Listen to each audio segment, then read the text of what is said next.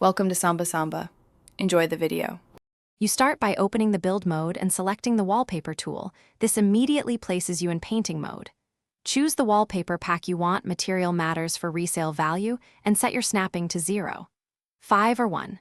0 so alignment is predictable. Once done, position the camera and activate the preview.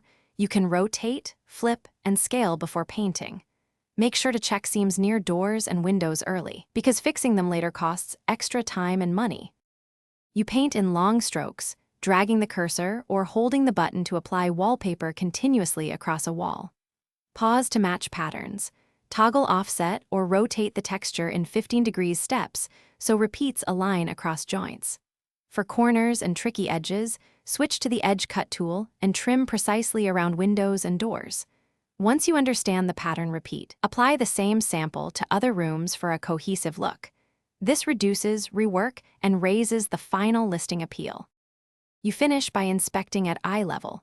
Walk the room in first person to spot seams, overlaps, or inverted patterns. If something looks off, use undo immediately, then reapply with corrected snap or rotation, sometimes swapping to a different pack and back fixes visual mismatch.